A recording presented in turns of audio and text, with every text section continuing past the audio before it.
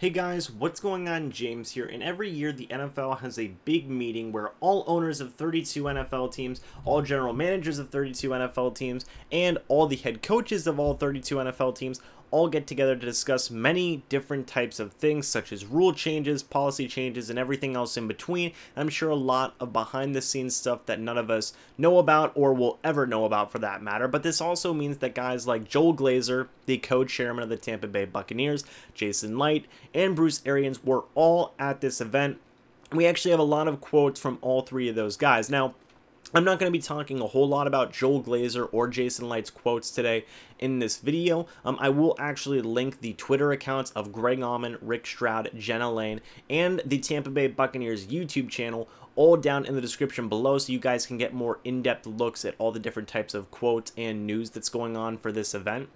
But in today's video, I'm mainly going to be focusing on Bruce Arians and all of his quotes on offense, defense, special teams, and just general team quotes. This video is probably going to be pretty long, so go ahead, strap in, get ready, and let's do this. Starting with Bruce Arians' first offensive types of quotes, and the first thing that he was talking about was he said that Chris Godwin can be close to a 100 catch guy in 2019, which, Jesus, that's a good one to fire off with right away. Close to a 100 catch guy for Chris Godwin. That to me shows that Bruce Arians has a lot of faith in a guy like Chris Godwin, much like what a lot of the Bucs fans have right now is a lot of faith in Chris Godwin, and I'm sure that he'll pass that information on to a guy like Byron Leftwich. And you know, we could possibly see that happen. I've seen a lot of rumors talking about how Chris Godwin is going to be used a lot like how Larry Fitzgerald was used back in that, Bruce Arians Arizona Cardinals-esque offense, and how Larry Fitzgerald was put in the slot a lot. It seems like the same type of thing's going to happen with Chris Godwin, so we could see some big things for, Chris Godwin in 2019. Obviously, Bruce Arians says he's going to be close to a 100-catch guy. That would be insane if that happened, because imagine Mike Evans putting up some amazing numbers, and then Chris Godwin doing the same thing. That Bucs offense would be booming, so I think that'd be a very cool thing to see. And apparently, there's a lot of buzz going around Chris Godwin now, and I think that is a very good thing. Second thing that he talked about a lot is about Blaine Gabbert versus Ryan Griffin and the competition that's going on with that. So let's see some of these quotes about Blaine Gabbert and Ryan Griffin. Blaine has been in this offense. I love him. I see us keeping 3 quarterbacks right now because I really like Griff, talking about Ryan Griffin, obviously. We really liked what we saw from Ryan Griffin, but the game tape isn't there. So let's find another guy that has game tape and let them compete. Blaine has been in this offense, and I love him. So obviously, Blaine Gabbert was a person that Bruce Arians wanted to add on this offense to compete for a backup quarterback job. You'll see what I mean by compete in the next quote here. So this was talking about the Buccaneers backup quarterback job competition, Blaine Gabbert versus Ryan Griffin.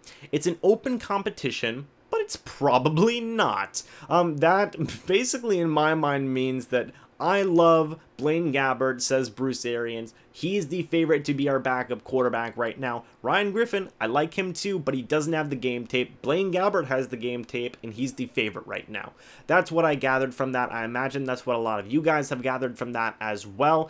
And yeah, it makes sense. Obviously, Blaine Gabbert, he's been a starter in this league for multiple teams before, so it makes sense that he would be the favorite over a guy like Ryan Griffin, who hasn't played a single regular season NFL game before. So if I had to guess, I would say it's probably 80% Blaine Gabbert, 20% Ryan Griffin night right now in terms of who is the favorite for that top backup quarterback job. I thought it would be a little bit more of a competition, as I'm sure a lot of you guys did as well.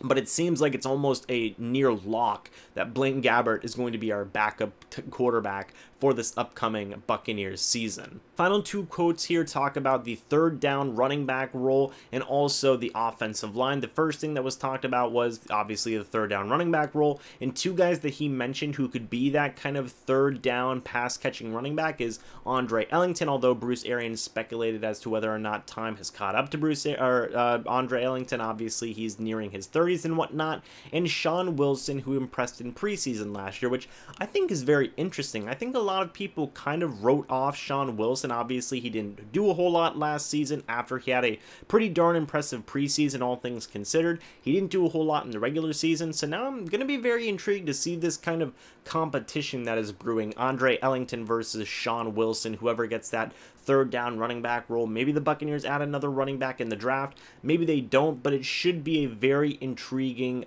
training camp, OTA, whatever you want to call it, preseason competition between those two guys to see who could be the Buccaneers pass-catching running back. And I mean, who knows? Maybe a guy like Ronald Jones could work his way in. Maybe a guy like Peyton Barber could work his way in. It just depends. But right now, Andre Ellington, Sean Wilson, those two guys seem like the favorites to battle for that spot. So, hey, there's one of your first training camp battles. It's Sean Wilson versus Andre Ellington. Should be a good one. Finally, talking about the offensive line, Bruce Arians said that he really likes the versatility of Bucs' new offensive lineman Earl Watford, and Greg Auman on Twitter specifically speculated as to whether this could be a threat to a guy like Evan Smith, who has been the backup guard and center for a couple of years now, but is coming off of a hip surgery, which should be very interesting. Bruce Arians also said that Earl Watford can play all 5 positions on the offensive line, which makes me think that Earl Watford is literally the top backup offensive lineman period on this team right now. So I think a lot of the Buccaneers backup offensive linemen right now should be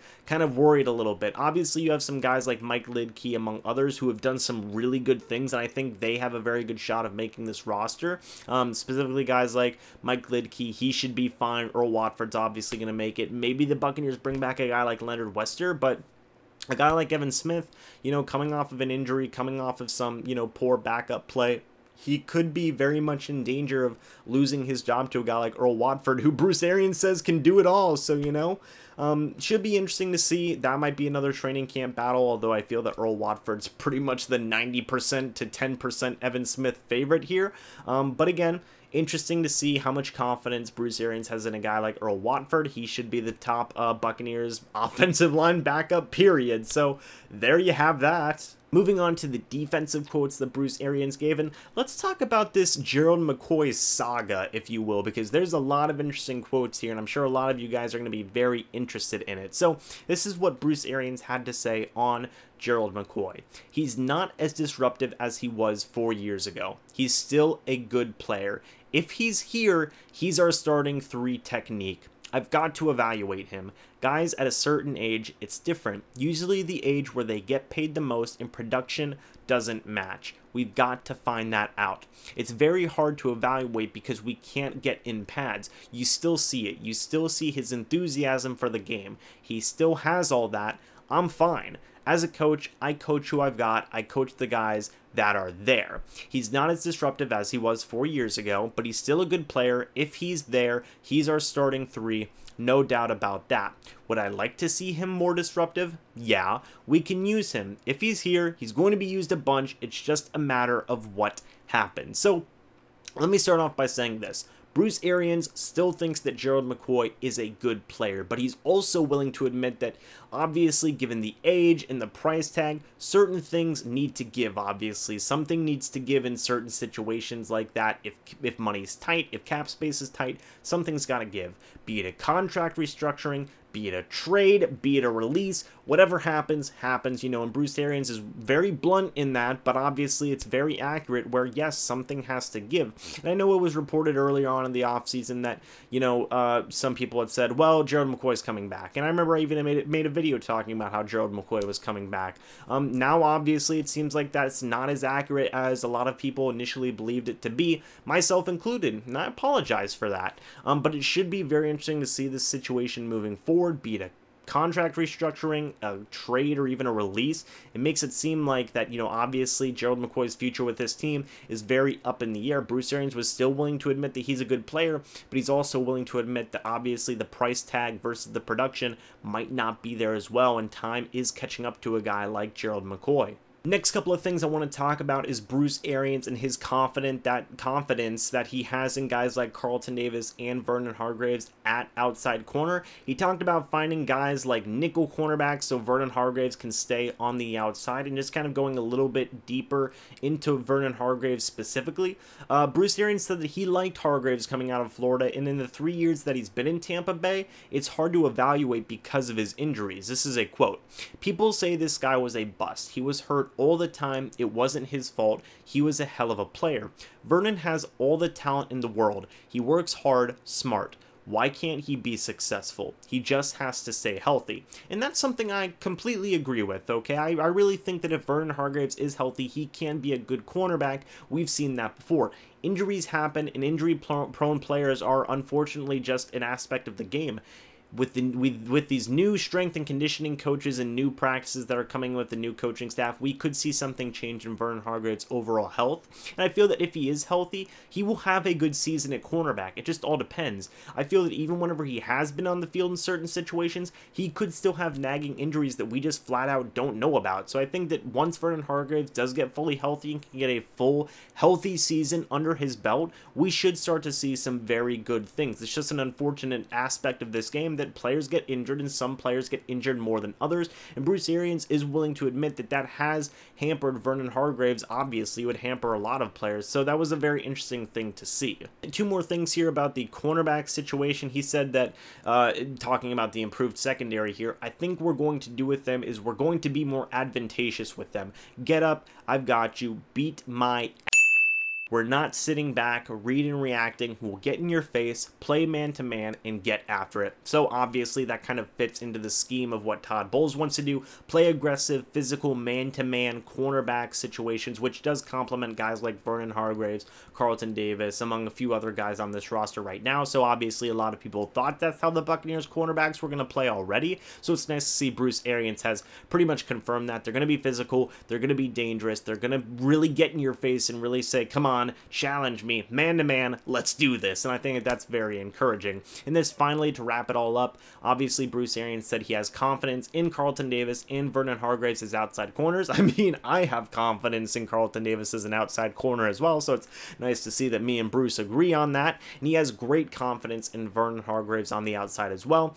If we have to take Vernon and put him at nickel, I don't know what the outside corner is yet, but let's find a nickel. So that's basically saying, okay, we have Vernon Hargreaves, we have Carlton Davis as our outside corners. Right now, if we're going to be adding a cornerback, we're going to be looking to add a nickel cornerback. So obviously, this could lead to a free agency move here in the coming days, weeks, or even a month from now. The Buccaneers are looking for a nickel cornerback, which should be interesting. I might make a video about that, you know, who knows. But if you guys have any suggestions for any nickel cornerbacks the Buccaneers could sign, let me know down in the comment section below. I know Bryce Callahan was available. He's unfortunately not available anymore, but there are still a couple of guys out there. EJ Gaines is still available. Maybe bring him in. I think he could be a nice nickel corner. That's just me, but it's nice to see where the Buccaneers are thinking in terms of their cornerback room right now, because I know it was a situation that a lot of people were kind of worried about. So it's nice to see that Carlton Davis has confidence from Bruce Arians as well as Vernon Hargreaves. Obviously, I think Carlton Davis is a hashtag #1 cornerback, but I think we just have to give that one a little bit more time. Special teams quotes, and overall just his free agent spending this offseason in general, and this is what Bruce Arians had to say about free agent spending. To me, it's not $30 million, one $30 million guy. Give me 10 $3 million guys, build the entire depth of your roster that way. Jesus, you could not have gotten a more perfect quote from me personally. I've told you guys all offseason, depth is my favorite thing to build up on whenever you're building up a team, and Bruce Arians likes it. Hooray! I'm okay with that. I think that is a wonderful, wonderful quote. 100% a fan of that. Hashtag build your depth. But anyway, moving on to the overall special teams talks and whatnot, this is what Bruce Arians had to say about special teams. When I came in, that was the glaring thing, special teams. He talks about adding Chris Boniel as the specialist coach and finding punter Bradley Pinion who can handle kickoffs so Cairo Santos can focus on field goals and extra points. Bradley was a huge signing. And then whenever he talked about potential kickoff returners, he mentioned Dare Ogunbowale, which I thought was very interesting as well. I'm really struggling with his name. Number 44, but I'm learning. He's got some natural ability back there. Punt returner taking over for Humphreys. Didn't mention any types of names, but I thought that was very interesting that he mentioned Dare Ogunbowale. Obviously, him and Sean Wilson are definitely not out of the conversation of making this roster and making an impact under any circumstances. We could see a situation where Dare Ogunbowale is the kick and punt returner and Sean Wilson is the third down running back. That could be something that happens, and I think that would be a very interesting move. And I also like how much Bruce Arians is interested in improving the special teams situation, because we saw last year special teams can be a very demoralizing thing if it goes wrong. So the fact that Bruce Arians was invested in improving it with Cairo Santos, Bradley Pinion, and now Dare Ogunbowale in terms of being that returner specialist is a very encouraging thing. And I like Dare Ogunbowale, I like Bradley Pinion, I like Cairo Santos, and I like all of our special teams coaches. I'm a big fan of special teams. Hashtag special teams matters. So again, you know, very cool thing. I'm very happy to see this. It seems like Bruce Arians is really in tune with the offensive side of the ball, the defensive side of the ball, and the special teams side of the ball. And it seems like a lot of the guys that the Buccaneers fan base has kind of like, oh, well, I guess we're going to write that guy off. It seems like that they still have a chance to really have a significant role on this team, which I think is a pretty cool thing. And finally, I want to give some just general team quotes that Bruce Arians was talking about. He talked about having 2 full-time women coaches on the staff, and he said that it's not really a big deal. And this was his exact quote. He said, "The fact that their gender is different, who gives a shit?" Taking that quote aside, they also asked him about Kyler Murray and points to Aaron Donald and said that Aaron Donald was seen as too small. You can't measure heart and brain at the combine or anywhere else.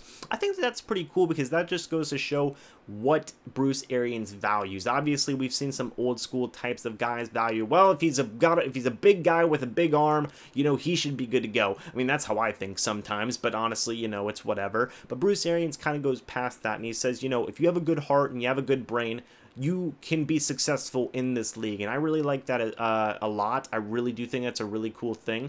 Definitely goes to show that given Bruce Arians' age, you would think that he would think like an old school guy, but he still thinks in a very progressive way, and I think that that's awesome. This is what Bruce Arians had to say about the diversity in NFL hiring. He says, there's not enough guys in that pool for offense. We have to build that African-American offensive coordinator / quarterbacks coach that is going to be a head coach. I think that's our jobs as head coaches to find those guys. And I think that is a very awesome, again, another progressive type of thinking from Bruce Arians. You know, he's giving everybody a chance. And I think that what makes Bruce Arians one of the better NFL coaches in the entire league. He's progressive. He's going to give everybody a chance regardless of your circumstances or situations. He is going to put his faith in you, and he's going to believe in you and really give you a chance to be successful. And I like that a lot. I think that makes Bruce Arians a really relatable type of coach, and I think that is a very, very cool thing indeed. Just a couple of more quotes here talking about not playing music. He said that there won't be music in OTAs, too much teaching going on. I don't want to have to say,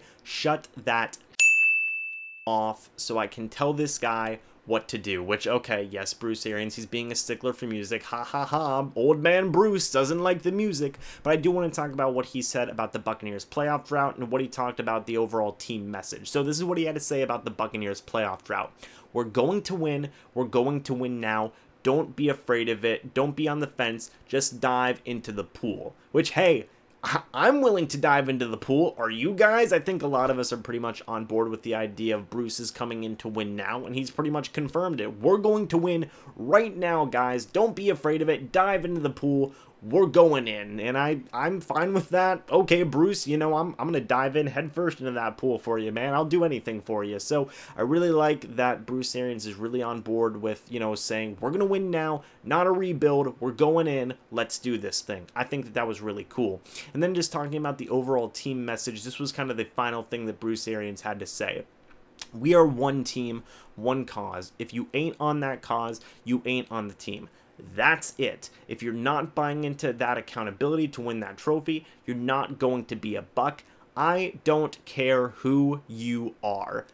I I love that. I love that, okay? You know, accountability is such an important thing, specifically for an NFL team and just for general sports. You know, you have to be able to rely on each other to be able to win games and to be able to have each other's backs. And Bruce Arians understands that, you know, just as good, if not better, than most people. And I think that if that's the message of the team, things are going to be awesome, okay? Bruce Arians isn't going to let anybody off the hook. He's not going to let certain attitudes and situations get the better of him. If you're not willing to be a team player, you're gone, and you're probably gone right away. I love that because we've seen situations in the past with former Buccaneers head coaches, you know, specifically in very recent history, talking about how situations have gotten out of hand and just team chemistry has been really wonky and really messed up. So I'm really happy to see that Bruce Arians is saying, nope, none of that. We're a team. If you're not a team player, you're gone. You're going to be traded, released. I don't care. Gone, you know? Love it. I absolutely love that. I love that message. Anyway, guys, that's pretty much the general grasp of all the quotes that Bruce Arians gave.